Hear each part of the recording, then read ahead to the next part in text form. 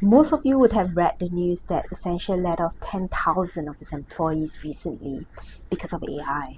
And earlier this year, Microsoft laid off its director of AI, even though he worked there for 18 years. Faculty just doesn't count for anything anymore, even in sunrise industries like AI. So I've been reading these news with trepidation, and I ask myself, is there anything I can do to withstand the layoffs that are coming our way?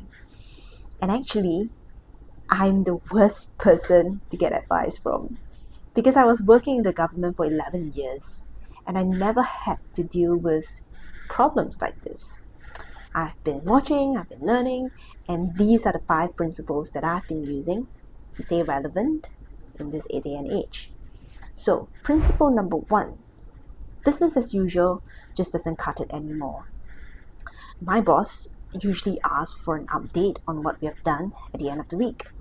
But recently he said that if it's something that you've been doing, if it's something that's demanded of you, then don't tell me about it because that is the bare minimum that you have to do. And that hit us hard because most of us spend most of our time on it. Which leads to principle number 2. Create things with a wow factor, things that weren't there before you existed. This is not too hard if you look around the organization and find colleagues who are visionary. And I've been lucky that way. So one colleague, he created this crypto investigation masterclass from scratch. It's actually the first and only masterclass in the world. I helped by being part of the organizing committee, by emceeing, and it has actually put us on the map within the organization. And as the saying goes, it's harder to kill the geese that lays the golden egg. So build something. It'll be harder for you to be let go. And that leads to principle number 3. Make your impact visible every week. Now, some of you might say, that's not me. I'm not someone who promotes myself, or that I have a fantastic boss. She would tell her bosses about my contribution. Fair enough on both fronts. Firstly, I hate talking about myself too.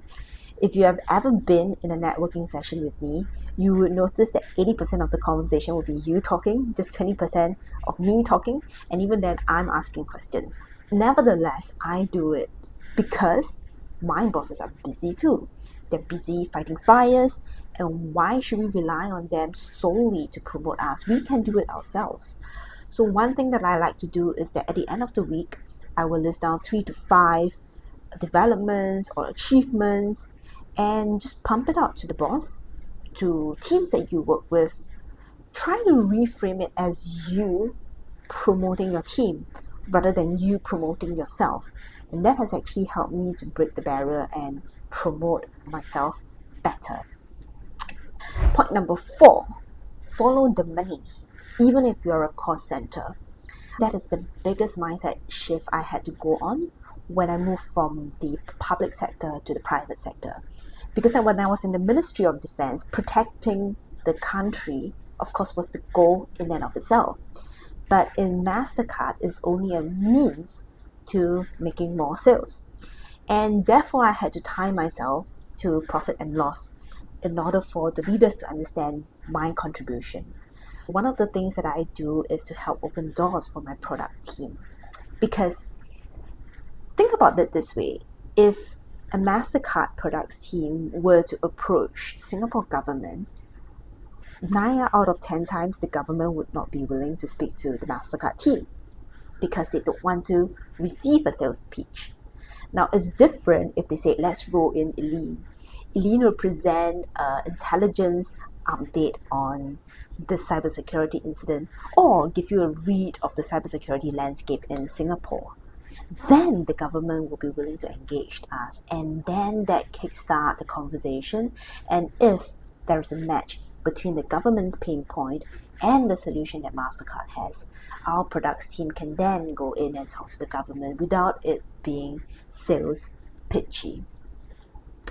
Finally, point number 5, going back to where we started with AI.